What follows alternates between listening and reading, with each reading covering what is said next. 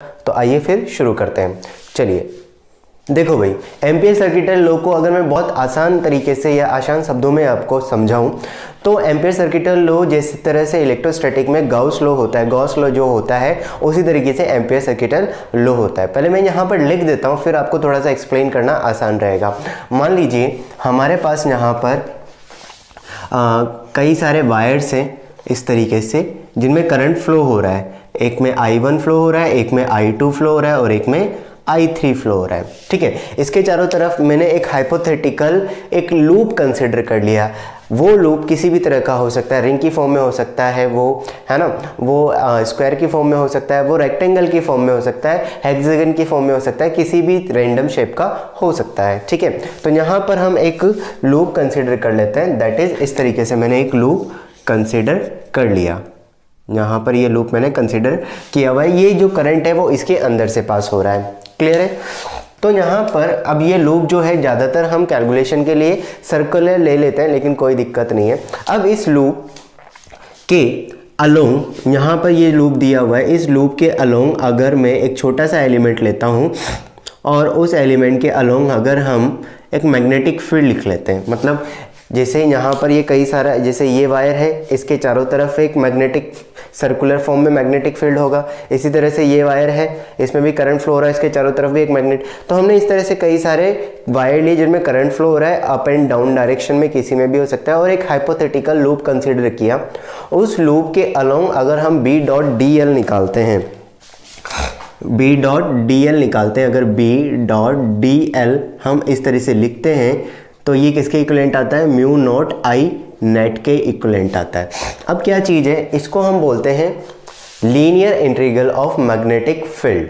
Linear integral of magnetic field, ये चीज़ हमें पता है कि इन तीनों वायर्स की वजह से कहीं ना कहीं जो लूप लिया है उस लूप के हर पॉइंट पे कुछ ना कुछ मैग्नेटिक फील्ड होगा। ज़्यादा कम हो सकता है, एक जैसा भी हो सकता है, दैट वो एक अलग चीज़ हो जाएगी। लेकिन हमें क्या करना है, इस लूप के चारों तरफ अगर हम B.dl लिखते हैं, linear integral of magnetic field लिखते हैं, तो उसकी वैल्यू हम किस तरीके से निकाल सकते हैं? B.dl equals to mu naught I net के इक्विवेलेंट निकाल सकते हैं। मतलब अगर हमें उस लूप के अंदर कितना करंट फ्लो कर रहा है वो हमें पता चल जाए तो उस लूप के चारों तरफ जो B.dl की वैल्यू होगी वो हमें पता लग जाएगी। तो यहाँ पर ये चीज़ एम्पियर सर्किटल लॉ होती है। तो अगर मैं इसको वर्बली इसका स्टेटमेंट देखें तो इसका स्टेटमेंट ये होगा, linear integral of magnetic field along a closed loop will be equal to mu times of current inside the loop। ठीक है, total current inside the loop. ठीक, अब ये कैसे, अब इसका यूज़ क्या है भाई, हम ये लिख तो रहे हैं तो इसका यूज़ क्या है। अब यहाँ पर इस एम्पियर सर्किटल लॉ का यूज़ हम ज़्यादातर करते हैं अलग अलग टाइप के करंट एलिमेंट की वजह से मैग्नेटिक फील्ड को कैलकुलेट करने के लिए। ठीक है, जैसे वायर हो गया, इन्फिनिटी लेंथ का वायर है, उसकी वजह से मैग्नेटिक फील्ड कैलकुलेट करना वो हम यहाँ से कर सकते हैं। सॉलिनॉइड की वजह से, अगर इन्फिनिटी सॉलिनॉइड है उसकी वजह से मैग्नेटिक फील्ड कैलकुलेट करना है वो भी हम यहाँ पर कर सकते हैं। सिलेंड्रिकल हॉलो सिलेंडर या सॉलिड सिलेंडर की वजह से मैग्नेटिक फील्ड कैलकुलेट करना है वो भी यहाँ पर हम कर सकते हैं, कोई बड़ी बात नहीं होगी, उसको हम करके भी देखेंगे।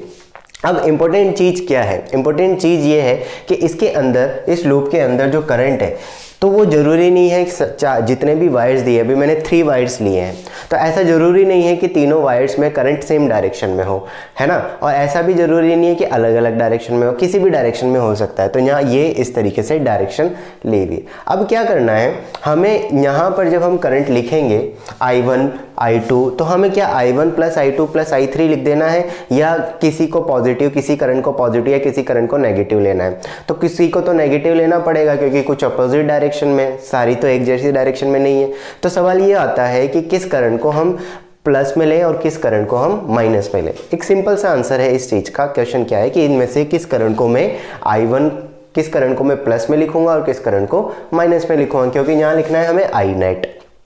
ठीक है, अब बात कैसे, इसका सिंपल सा सॉल्यूशन है कि हम जो लूप कंसीडर करते हैं उस लूप की कोई एक डायरेक्शन कंसीडर कर लो। इस तरीके से आप अपने हिसाब से कंसीडर कर सकते हो। अगर आपको क्वेश्चन में दिया जाए B.dl निकालने के लिए तो वहाँ पर वो लूप दे देगा, लूप की डायरेक्शन आपको दे देगा, उससे बेस्ड न्यूमेरिकल भी मैं अभी आपको बता दूंगा। तो बात यहाँ पर मान लो कि हमने ये लूप की डायरेक्शन ऐसे कंसीडर की है, मतलब ये करंट था और ये लूप बना हुआ है, इसमें लूप की डायरेक्शन इस तरीके से।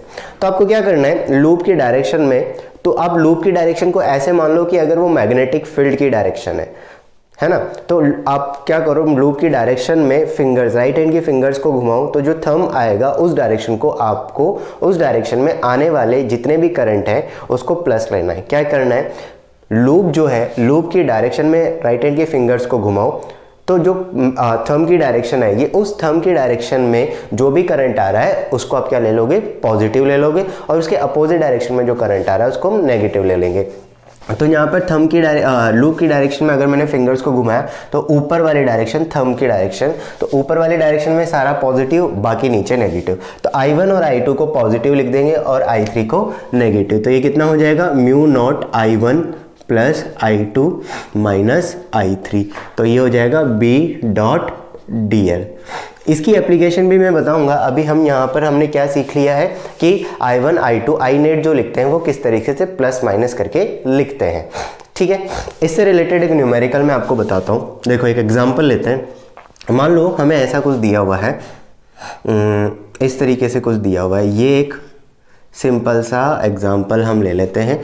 मान लीजिए कि ये लूप है, इस लूप पे करंट ये लूप है और उस लूप के अंदर से करंट कुछ ऐसे फ्लो कर रहा है।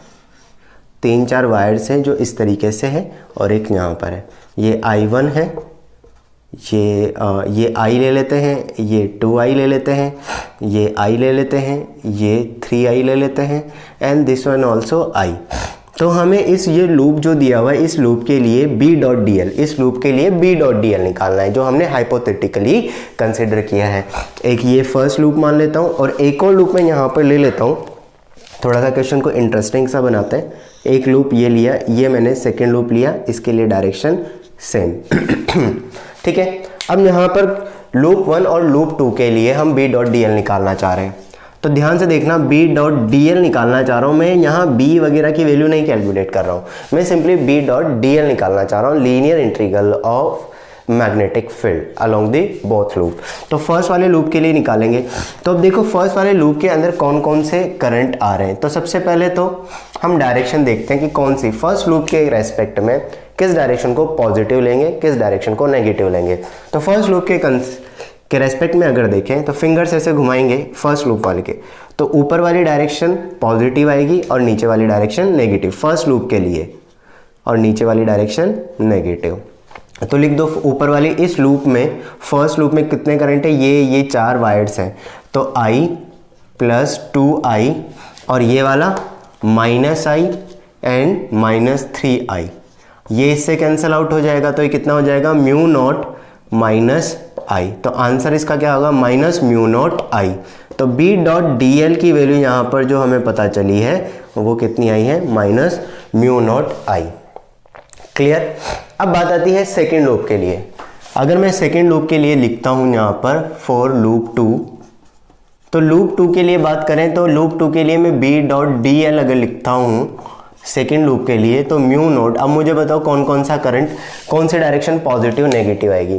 क्या इसमें लूप 2 में कौन सी डायरेक्शन पॉजिटिव नेगेटिव आएगी, ऊपर वाली डायरेक्शन को क्या ले लेते हैं, पॉजिटिव, क्योंकि ये बाहर वाली साइड है तो ऐसे करके, ठीक है। तो ये वाली साइड जो है ऊपर पॉजिटिव वाली डायरेक्शन निकल कर आएगी।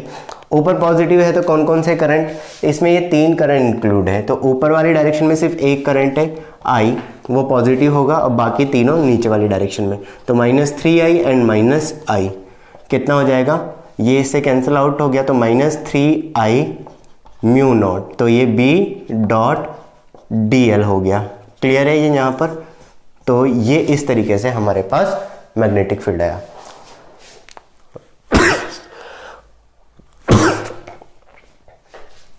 तो इस तरीके से एम्पीयर सर्किट लॉ पर इस तरीके के क्वेश्चंस भी बन सकते हैं, ठीक है ना। आपको बस ये ध्यान रखना है कि लूप में करंट कौन कौन से, किसको पॉजिटिव किसको नेगेटिव लेना है, ठीक है। अब यहाँ पर अगर मैं बात करूँ इसकी एम्पीयर सर्किट लॉ की कुछ प्रॉपर्टीज़ की मैं बात करूँ, तो ये ध्यान रखना कि क्या क्या है। लूप जो होता है वो एक हाइपोथेटिकल होती है ना, इमेजिनरी लूप होता है, वो एक्चुअल में कोई लूप बनता नहीं है। दूसरा, लूप की शेप जो होती है वो किसी भी टाइप की हो सकती है, वो सर्कुलर फॉर्म में भी हो सकती है, हेक्सागोनल फॉर्म में भी हो सकती है, स्क्वायर में भी हो सकती है, राइट ट्राइंगल क्या मतलब ट्राइंगल की फॉर्म में भी हो सकती है, किसी भी फॉर्म में हो सकती है। वो आपके क्वेश्चन के अकॉर्डिंग डिपेंड करेगा कि कैसी शेप वहाँ पर दी गई है। क्लियर ये चीज़? चलो तो आगे बढ़े, फिर इससे रिलेटेड अब एप्लीकेशन से रिलेटेड बात करते हैं। देखिए गाइस, अब हम बात कर रहे हैं यहाँ पर एम्पीयर सर्किटल लॉ की एप्लीकेशंस के बारे में। तो पहली एप्लीकेशन, वैसे हम ये चीज़ कैलकुलेट कर चुके हैं लेकिन एक तरह से हम अप्लाई करना सीख रहे हैं। तो फर्स्ट एप्लीकेशन है magnetic field of infinity length wire. अगर आपको पता है पहले से मुझे कॉमेंट में ज़रूर बताना कि mu naught I divided by 2 pi r आएगा या 2r आएगा। ठीक है, बस इतना सा बताना कि पाई आएगा या नहीं आएगा डिनोमिनेटर में। That's it. वीडियो को पूरा कंप्लीट करने से पहले बता देना। चलो अब देखो कैसे होगा। जिस भी वायर की वजह से हमें मैग्नेटिक फील्ड निकालना है इन्फिनिटी लेंथ वायर की वजह से, तो वायर से किसी भी पर्टिकुलर पॉइंट, मान लीजिए r डिस्टेंस पर एक पॉइंट है, वहाँ पर मुझे मैग्नेटिक फील्ड निकालना है। तो हमें एक चीज़ पता है, एम्पीयर सर्किटल लॉ का जब यूज़ करते हैं तो हमें एक लूप कंसिडर करना होता है। यहाँ पर आप देख रहे होंगे मैंने जो लूप लिया है वो लूप है सर्कुलर लूप। सर्कुलर लूप लेने के पीछे का रीज़न ये है, ये सिमेट्रिकल होगा और मुझे B.dl की जो न्यूमेरिकली वैल्यू कैलकुलेट करनी होगी या जो डीएल निकालना होगा वो आसानी से निकल जाएगा। वो अभी आप कैलकुलेशन जब मैं करूँगा तो आपको वो क्लियर हो जाएगा। बात क्लियर हो रही है?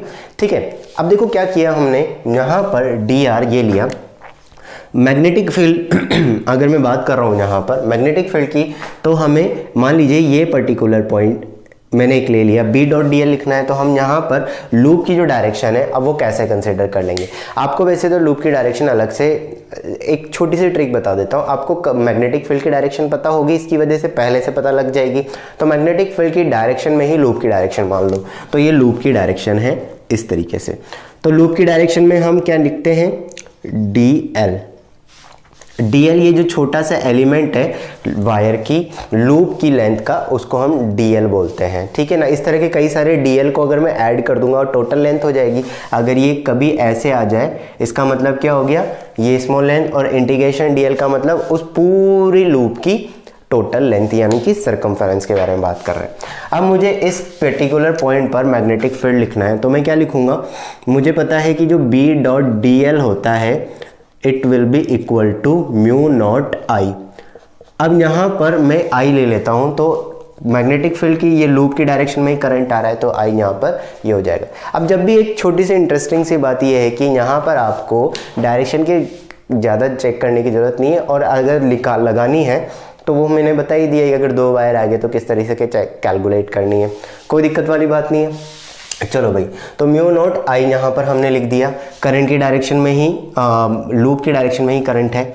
अब क्या करेंगे, क्योंकि हर एक पॉइंट पर मैग्नेटिक फील्ड, यहाँ पर भी r डिस्टेंस है, यहाँ पर भी r डिस्टेंस है, इधर भी r डिस्टेंस है, तो इस B को बाहर ले लो, B.dl। ये हमेशा होगा जब भी आप किसी भी एलिमेंट की वजह से मैग्नेटिक फील्ड निकाल रहे हैं इस एम्पीयर सर्किटल लॉ का यूज़ करते हुए, तो ये B हमेशा बाहर ही आ जाएगा। क्यों? क्योंकि हर एक पॉइंट पर मैग्नेटिक फील्ड की वैल्यू एक जैसी है।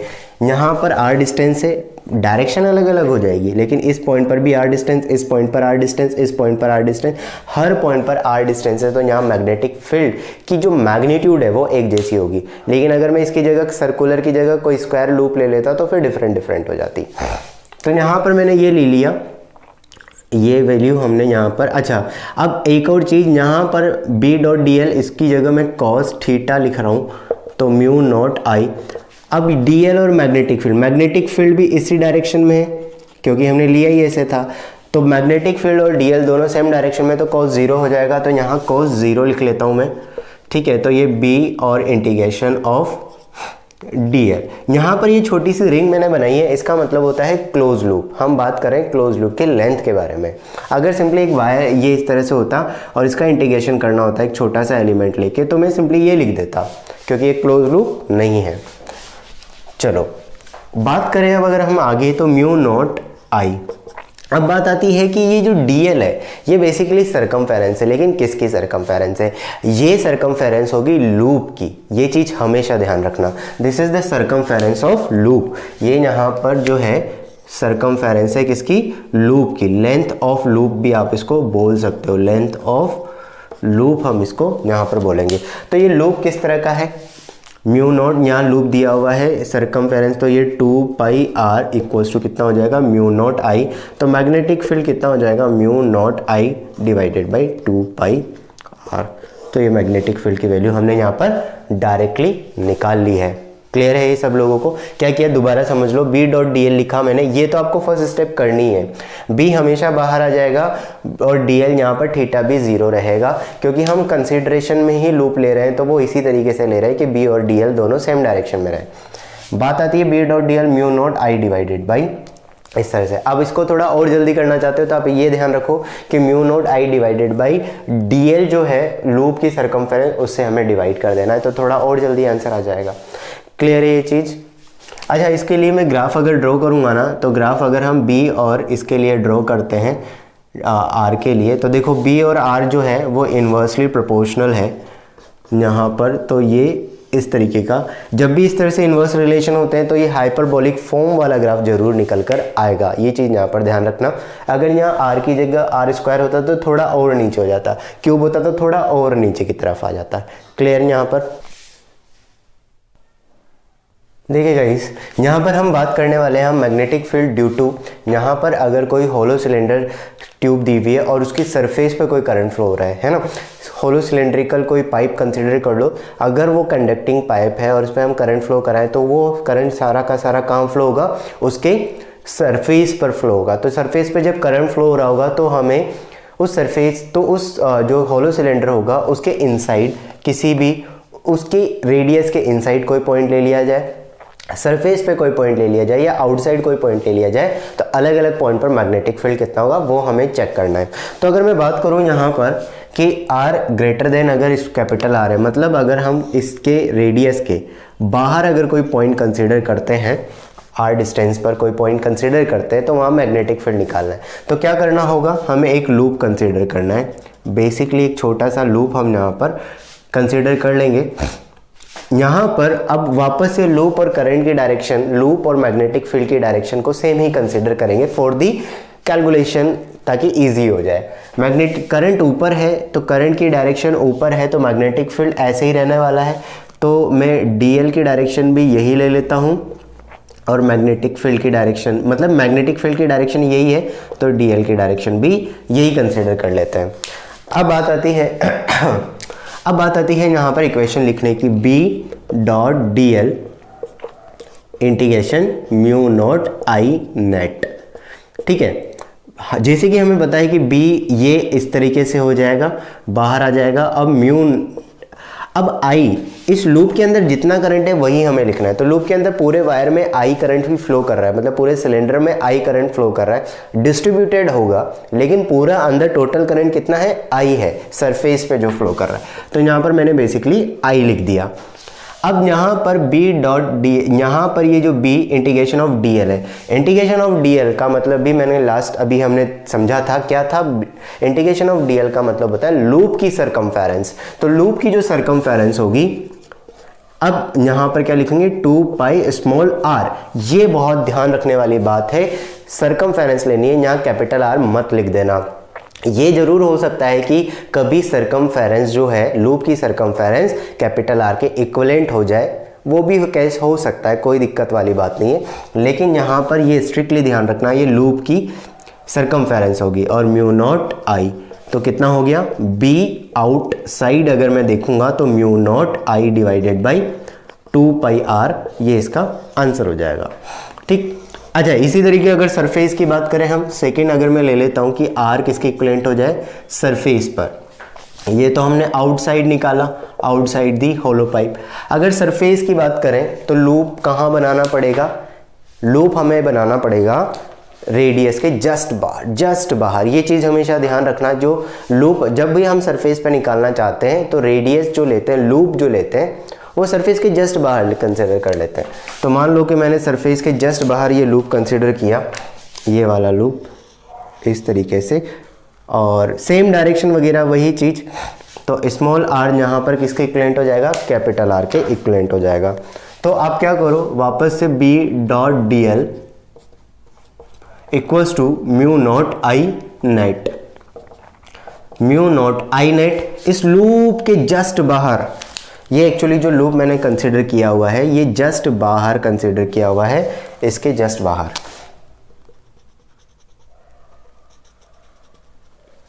ठीक है। तो जो यहाँ रेडियस है वो कैपिटल आर की इक्विवेलेंट ही है ऑलमोस्ट, है ना, ये सरफेस पे ही है, तो बी डी एल और ये आई इस लूप के अंदर बी। यहाँ integration of d L, integration of d L का मीनिंग क्या हो जाएगा, इंटीग्रेशन ऑफ डी एल का मीनिंग हो जाएगा उसकी सर्कमफेरेंस। अब लूप जो है वो जो होल सिलेंडर है उसके रेडियस के साथ कोइंसाइड कर रहा है उसके सरफेस के साथ। तो यहाँ पर मैं सिंपली इसको 2 पाई आर लिख सकता हूँ, म्यू नॉट आई। तो ये बी सरफेस जो होगा वो कितना बन जाएगा, mu naught I divided by 2 pi r, ठीक है। अब इंटरेस्टिंग सी बात ये है कि अगर आपने आउटसाइड निकाल लिया है ना, मैग्नेटिक फील्ड आउटसाइड, तो आपको हर बार सरफेस निकालने की ज़रूरत नहीं है। अब क्या करो, आपने अगर आउटसाइड निकाल लिया है तो आउटसाइड में क्योंकि स्मॉल आर जहाँ पे भी लिखा हुआ है ना उसको कैपिटल आर से रिप्लेस कर दो, दैट्स इट। अगर आपके पास आउटसाइड या इनसाइड वाला भी मैग्नेटिक फील्ड का फॉर्मूला है तो आप उसमें स्मॉल आर को किससे रिप्लेस कर दो, जहाँ पर भी स्मॉल आर आ रहा है वहाँ पर कैपिटल आर को रिप्लेस कर दो, क्योंकि हमें पता है सरफेस के लिए स्मॉल आर किसके इक्विवेलेंट हो जाएगा, कैपिटल आर के इक्विवेलेंट हो जाएगा। लास्ट जो आती है बात यहाँ पर वो है अगर इनसाइड हम कंसीडर करते हैं, स्मॉल आर अगर कैपिटल आर से कम हो, तो अगर इनसाइड अगर मैं कोई भी एक लूप कंसीडर कर लेता हूँ इस तरीके से जिसकी रेडियस स्मॉल आर है, तो अब देखो यहाँ पर वापस से मैं बी डॉट डी एल लिखूँगा तो आपको वैसे सीधा पता लग जाएगा म्यू नॉट आई। इस लूप के अंदर कितना करंट है, इसमें जो छोटा वाला लूप है इसके अंदर कितना करंट है, कोई करंट नहीं है। क्यों नहीं है, क्योंकि सारा करंट तो सरफेस पर है और जो लूप लिया है वो इनसाइड है, इसका मतलब यहाँ कोई करंट नहीं होगा, तो ये ज़ीरो, तो इसका मतलब बी इनसाइड क्या हो जाएगा, ज़ीरो। ये वैसे भी हमें पता लग जाना चाहिए था क्योंकि होलो स्फीयर के अंदर कोई करंट नहीं है और एक लूप बनाया तो उस लूप के अंदर भी कोई करंट नहीं होगा, तो उस लूप पर जितने भी पॉइंट्स होंगे वहाँ मैग्नेटिक फील्ड की वैल्यू क्या हो जाएगी, ज़ीरो हो जाएगी।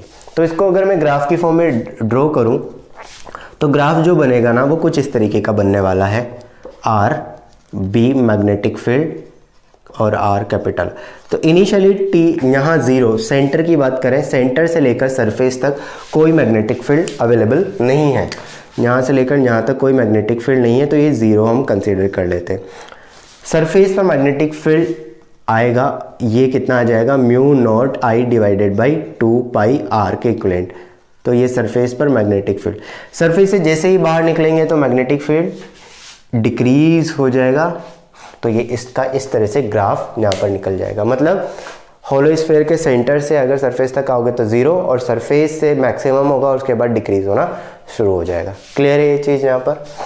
तो यहाँ पर बेसिकली बस ये हमें ये सीखना है कि ये हम किस तरीके से अप्लाई करते हैं। सॉलिड सिलेंडर के लिए भी हम निकालेंगे। देखो गाइज यहाँ पर अब नेक्स्ट जो है magnetic field due to solid cylinder, तो एक सॉलिड सिलेंडर है ना, उसके अंदर जो मैग्नेटिक फील्ड है उसके बाहर और सरफेस पर जो मैग्नेटिक फील्ड है उसके बारे में मैं बात करने वाला हूँ। आप इसको ऐसे भी समझ सकते हो कि कोई भी अगर सिलेंड्रिकल वायर जो होता है वो सिलेंड्रिकल फॉर्म में होता है, उस वायर को अगर तुम थोड़ा मैग्नीफाई करके देखोगे तो उस वायर की सरफेस पर, वायर के बाहर और वायर के अंदर मैग्नेटिक फील्ड, वायर में पूरे में करंट फ्लो कर रहा है उसके पूरे वॉल्यूम के अंदर, तो बाहर तो मैग्नेटिक फील्ड होगा ही सही, सरफेस और इनसाइड क्या मैग्नेटिक फील्ड होगा, वही उसी तरीके को हम देख रहे हैं। तो एक सिलेंडर कंसिडर किया है जिसकी रेडियस कैपिटल आर है, जिसके अंदर सरफेस पे नहीं पूरे वॉल्यूम के अंदर जो करंट फ्लो कर रहा है, जैसे ये वायर है इसके अंदर पूरा इधर से इधर जो करंट आ रहा है वो कैपिटल आई है, ये कैपिटल आई पूरे के पूरे वायर के अंदर फ्लो कर रहा है, ठीक है। तो अगर आपसे ये बोला जाए कि अब यहाँ पर अब इसको चेक करने का तरीका ये होता है, इसको हम कैसे बता सकते हैं कि इसका क्रॉस सेक्शन एरिया ये है, मान लो कि ये 5 मीटर स्क्वायर का 5 सेंटीमीटर स्क्वायर का क्रॉस सेक्शन एरिया है, इसमें अगर आई करंट है तो अगर यहाँ पर कुछ कम एरिया होगा तो उसमें करंट की वैल्यू थोड़ी सी और कम हो जाएगी। क्लियर। तो यहाँ पर अब मैं बाहर कोई पॉइंट ले लेता हूँ, वहाँ पर मुझे मैग्नेटिक फील्ड कैलकुलेट करना है। सपोज मैंने आर पॉइंट यहाँ पर कंसिडर किया, कोई पॉइंट, एक लूप हम सर्कुलर फॉर्म में बना लेते हैं। सर्कुलर फॉर्म में बनाएंगे तो यहाँ पर वापस से magnetic field b dot D l ये यूज़ करेंगे और म्यू नॉट आई। अब बी और ये डी एल तो हमें पता है ऐसे ही लिखना है म्यू, अब ये आई क्या होगा, लूप के अंदर का करंट। तो देखो क्या लूप के अंदर पूरा वायर ही आ चुका है, इसका मतलब लूप के अंदर जितना भी है वो सारा आई करंट हमें लिख देना है, ठीक है। तो अब ये b integration of d l की जगह क्या करेंगे, लूप की सरकमफेरेंस, तो लूप की सरकमफेरेंस हो जाएगी 2 पाई आर म्यू नॉट आई। तो आर बी आउटसाइड जो होगा वो कितना हो जाएगा, mu naught I divided by 2 pi r. Clear ये चीज। अब बात आती है यहाँ पर, तो यहाँ पर भी b inversely proportional to r है आउटसाइड। अब बात आती है कि अगर मैं सरफेस की बात करूँ तो सरफेस के लिए मैंने तुम्हें एक चीज़ बताई है कि r capital r, small r को कैपिटल आर के इक्विवेलेंट कर दो, बात खत्म हो जाएगी, है ना। क्यों, क्योंकि सरकमफेरेंस यहाँ तक हो जाएगी। तो मैं सिंपली लिख देता हूँ कि बी सरफेस पर जो मैग्नेटिक फील्ड होने वाला है वो है mu naught I divided by 2 pi r. I guess आपको क्लियर हो चुकी होगी ये चीज़। अब बात आती है इनसाइड वाले की, कि इनसाइड किसी भी पॉइंट पर अगर हम मैग्नेटिक फील्ड लेते हैं तो वो क्या होगा। तो अब इसको थोड़ा ध्यान से देखना, क्योंकि इनसाइड वाले पॉइंट में थोड़ा अब यहाँ पर आई ज़ीरो नहीं होगा। यहाँ पर मान लीजिए कि हमने कोई पॉइंट ले लिया, ये सरकमफेरेंस, इसके अंदर एक लूप कंसीडर किया जिसकी रेडियस स्मॉल आर है। अब इस यहाँ पर जो लूप है, इस लूप से कुछ ना कुछ करंट तो फ्लो करेगा ही सही। ये करंट आई नहीं होगा, क्योंकि लूप आई करंट तो पूरे आर रेडियस के एरिया से क्रॉस कर रहा है। लेकिन यहाँ पर हम अंदर किसी पॉइंट पर एक छोटा सा हमने कोई पॉइंट लिया जिसकी रेडियस स्मॉल आर है, जो कैपिटल आर से कम है, तभी तो हम इनसाइड ले रहे हैं। तो यहाँ पर ये I1 जो होगा ना, ये I1 आई के इक्विवेलेंट नहीं होगा, कम होगा, कुछ ऑब्वियस सी बात है। तो कितना होगा वो हम ऐसे चेक कर सकते हैं। सिंपल सी चीज़ है कि भाई अगर पाई आर स्क्वायर एरिया में आई करंट है तो pi small are square area में कितना करंट होगा, I divided by pi are square into pi small are square. Unitary method जो हम लगाते हैं, पाई आर स्क्वायर एरिया में आई करंट है तो 1 यूनिट में कितना होगा, I divided by pi are square. तो पाई स्मॉल आर स्क्वायर में कितना हो जाएगा, ये इससे कैंसिल आउट कर दो, तो आई डैश की वैल्यू जो होगी वो कितनी हो जाएगी, I small are square divided by capital are square. इस तरीके से, बहुत सिंपल सी चीज़ है, इस तरीके से हमें यहाँ पर ये वैल्यू लेके चलनी है। अब बस क्या करूँगा, मैं यहाँ पर बी डॉट डी एल लिखूँगा। तो बी डॉट डी एल यहाँ पर हम लिखते हैं अगर, तो b dot D l equals to mu naught I net. अब थोड़ा ध्यान से, b d l equals to mu naught I1 या आई डैश की जगह हमने I1 लिया है, तो I1 की वैल्यू मैं लिख देता हूँ कितनी है, I divided by capital are square small are square B. अब ये dl का मतलब क्या है, 2 पाई स्मॉल आर या 2 पाई कैपिटल आर, ये हो जाएगा 2 pi small r. 2 pi small r क्यों, क्योंकि हमें पता है हमें लूप की ही सरकमफेरेंस कंसिडर करनी है। तो कितना हो गया, 2 पाई स्मॉल आर। तो यहाँ b, तो देखो सिंपल सी चीज़, यहाँ पर r से एक r कैंसिल आउट हो जाएगा, तो b कितना हो जाएगा, mu naught I r divided by 2 pi are square. ठीक, तो यहाँ पर हमारे पास ये चीज़ निकल कर आई है। तो इसका मतलब जो इनसाइड है वो मैग्नेटिक फील्ड किसके डायरेक्टली प्रोपोर्शनल होगा, आर के डायरेक्टली प्रोपोर्शनल होगा। तो इसका मतलब अगर इनसाइड सेंटर से लेकर ये इस एक्सेस से लेकर सिलेंडर की एक्सेस से सरफेस तक जैसे जैसे हम आगे स्मॉल आर को बढ़ाएंगे तो मैग्नेटिक फील्ड भी बढ़ता जाएगा, फॉर ऑब्वियस रीजंस, क्योंकि करंट की वैल्यू बढ़ रही है। तो ग्राफ अगर मैं ड्रॉ करना चाहूँगा तो ये ग्राफ कुछ इस तरीके से ड्रॉ होगा। सेंटर पर मैग्नेटिक फील्ड 0, सरफेस पे सबसे ज़्यादा होगा और उसके बाद ये डिक्रीज होता रहेगा। तो यहाँ पर ये मैग्नेटिक फील्ड सॉलिड सिलेंडर के अंदर आउटसाइड, इनसाइड, आउटसाइड और सरफेस पे हो गया। तो ये इस तरीके से हम याद रखना। अब इसमें ये चीज़ देखो, एक सिंपल सी चीज़ मैं आपको बता देता हूँ, यहाँ पर एक सिंपल सी चीज़ मैं आपको बता देता हूँ कि wire, infinity length wire, solid cylinder और हॉलो सिलेंडर के आउटसाइड जो भी मैग्नेटिक फील्ड होगा उन सबका फॉर्मूला एक जैसा होगा। अगर आपने नोट नहीं किया है, गौर नहीं किया है, तो ऑब्जर्व करना, mu naught I divided by 2 pi small R ही है सॉलिड, हॉलो और वायर के बाहर। सरफेस की बात करें तो सरफेस के लिए स्मॉल आर को आपको कैपिटल आर से रिप्लेस कर देना है। बात आती है किसकी, इनसाइड की, तो होलो सिलेंडर में इनसाइड मैग्नेटिक फील्ड 0 हो जाएगा और यहाँ पर जो मैग्नेटिक फील्ड है हॉलो की जगह सॉलिड में यहाँ पर ये आ जाएगा। इसमें भी मैं एक छोटा सा थोड़ा सा इसको सिंप्लीफाई करके लिख देता हूँ, mu naught I divided by 2 pi r, ये सरफेस का small r divided by capital R कर दो, दैट्स इट, बस, है ना। म्यू नॉट आई डिवाइडेड, जैसे हमने याद है तुम्हें उसमें लिया था, हमने किस में लिया था, जो सर्कुलर लूप होता है, सर्कुलर रिंग जो होती है, रिंग के कुछ पार्ट के लिए हम क्या करते हैं, पूरी मैग्नेटिक फील्ड, पूरी रिंग की वजह से magnetic field into theta divided by 2 pi r. तो आप इसको ऐसे लिख सकते हो कि पूरी वायर की वजह से मैग्नेटिक फील्ड, सरफेस पर magnetic field into small r divided by capital R। ये याद रखने का तरीका इसका हो सकता है। क्लियर है ये चीज़ यहाँ पर? तो इस तरीके से हम ये मैग्नेटिक फील्ड वगैरह निकाल सकते हैं। अब मैंने आपको बोला था कि लास्ट में मैं आपको एक ऐसा क्वेश्चन करवाऊंगा जो पिछले लेक्चर से रिलेटेड होगा, तो उसको देखते हैं। क्वेश्चन आप पहले ट्राई करना, फिर मैं उसको करवाता हूँ, ठीक है।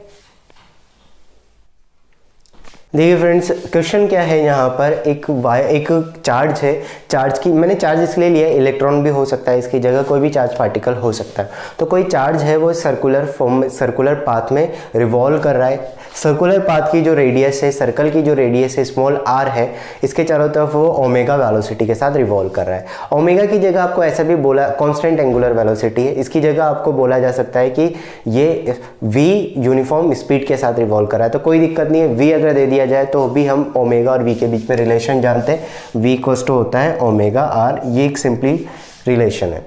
हमें बताना है इसकी एक्सिस के अलोंग या इसके सेंटर पर मैग्नेटिक फील्ड कितना होगा। जो इसकी सेंटर है, इस जो जिस सर्कल में ये रिवॉल्व कर रहा है, उसके सेंटर पर इस चार्ज की वजह से कोई मैग्नेटिक फील्ड आएगा या नहीं आएगा, और आएगा तो कितना आएगा। अब सोचो कि चार्ज रिवॉल्व कर रहा है, इसका मतलब करंट होगा लूप में।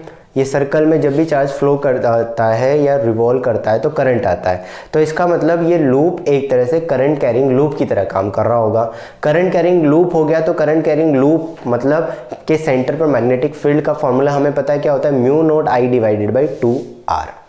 ठीक, r पता है ये चीज़। अब बात आती है I निकालने की, तो I यहाँ पर करंट जो होगा, इससे चार्ज हमें पता है I होता है चार्ज डिवाइडेड बाई टाइम, तो वही चीज़ निकालेंगे। तो आओ देखते हैं। तो ये चीज़ तो हमें क्लियर होगी कि मैग्नेटिक फील्ड आएगा, और मैग्नेटिक फील्ड का फॉर्मूला जो होगा वो हमारे पास होगा mu naught I divided by 2r।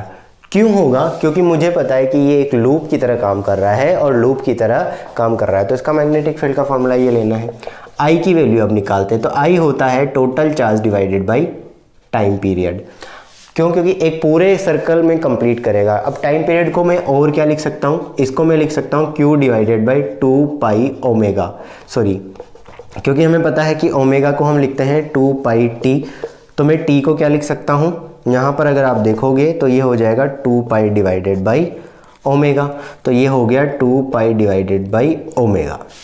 Clear ये चीज़? यहाँ पर थोड़ा और सोल्व करोगे तो ये I जो होगा वो हो जाएगा Q ओमेगा डिवाइडेड बाई 2 पाई। इसको इक्वेशन नंबर 1 में पुट कर देते हैं। यहाँ तक क्लियर है सब लोगों को? कई बार ओमेगा की जगह फ्रीक्वेंसी दे दी जाती है, तो वो भी हम पुट करके लिख सकते हैं। B जो होगा सेंटर पर हम निकाल रहे हैं, तो mu naught divided by 2r, और I की जगह हम क्या लिखेंगे, Q ओमेगा डिवाइडेड बाई 2 पाई। ठीक है, तो हमारे पास जो मैग्नेटिक फील्ड की वैल्यू आ गई वो कितनी आ गई, mu naught Q omega divided by 4 pi r। ये हमारे पास इस चार्ज के मैग्नेटिक फील्ड की वजह से जो सेंटर पर मैग्नेटिक फील्ड है वो आ गया। कई बार v की फॉर्म में आ गया। अगर मान लो इफ़ ओमेगा इक्वल्स टू है v डिवाइडेड बाई r, तो हम इसको और भी थोड़ा सिंप्लीफाई करें। अगर v की टर्म में लिखना हो तो इसको लिख सकते हैं v divided by r 4 pi r, तो ये हो जाएगा mu not Q v divided by 4 pi r square. ठीक है, देख लो ऐसे ही लिखा है। ये यहाँ पर इधर चला जाएगा, यहाँ पर मैंने वैल्यू पुट कर दी है टाइम पीरियड की। इसको जब सॉल्व करोगे तो ये बन जाएगा। करंट की वैल्यू जब आप पुट करोगे तो यहाँ पर ये वैल्यू आएगी, सॉल्व करेंगे तो ये आंसर आ जाएगा। करंट की डायरेक्शन हमें पता है, मैग्नेटिक फील्ड यहाँ पर क्या हो जाएगा की डायरेक्शन अगर हम देखेंगे तो मैग्नेटिक फील्ड की डायरेक्शन, करंट की डायरेक्शन ये है, तो मैग्नेटिक फील्ड कहाँ पर आएगा, ऊपर वाली इस डायरेक्शन में आएगा मैग्नेटिक फील्ड। अच्छा, इलेक्ट्रॉन होता तो क्या होता, पॉजिटिव चार्ज की वजह से हमें मैग्नेटिक फील्ड के बारे में पता लग गया है, लेकिन नेगेटिव चार्ज अगर रिवॉल्व करे तो नेगेटिव चार्ज के केस में क्या होगा, मान लो नेगेटिव चार्ज ऐसे रिवॉल्व कर रहा है, कोई इलेक्ट्रॉन है वो ऐसे घूम रहा है इस तरीके से, के अबाउट। तो अब आपको कुछ नहीं करना, इसको एक तरह से ध्यान से सुनना मैं क्या बोल रहा हूँ। अगर पॉजिटिव चार्ज नेगेटिव चार्ज ऐसे रिवॉल्व कर रहा है तो पहला केस या तो उसको आप क्या मान लो कि अगर ये नेगेटिव इधर जाएगा तो पॉजिटिव अपोजिट डायरेक्शन में रिवॉल्व करेगा, इतना मान लो। अगर नेगेटिव ऐसे चल रहा है तो पॉजिटिव अपोजिट डायरेक्शन में रिवॉल्व करेगा, तो मैग्नेटिक फील्ड कहाँ जाएगा, तो पॉजिटिव अगर होता तो वो ऐसे रिवॉल्व करता इस डायरेक्शन में, तो उसकी वजह से मैग्नेटिक फील्ड नीचे आ जाता। एक तरीका तो ये है, तो इसका मतलब इसका मैग्नेटिक फील्ड कहाँ आने वाला है, डाउनवर्ड डायरेक्शन में आएगा। दूसरा तरीका क्या है, इस इलेक्ट्रॉन को ही पॉजिटिव मान लो थोड़ी देर के लिए, इस नेगेटिव चार्ज को पॉजिटिव चार्ज मान लो। तो इसकी अगर पॉजिटिव चार्ज मानते हैं तो क्योंकि मैग्नेटिक फील्ड कहाँ आ रहा है, ऊपर। अब क्योंकि ये नेगेटिव चार्ज है तो जब मैग्नेटिक फील्ड आ गया आपका, पॉजिटिव माना हमने इसको और मैग्नेटिक फील्ड निकाला, ऊपर आया, लेकिन ये नेगेटिव चार्ज है तो उसको लास्ट में डायरेक्शन अपोजिट कर दो तो मैग्नेटिक फील्ड ऐसे आ जाएगा।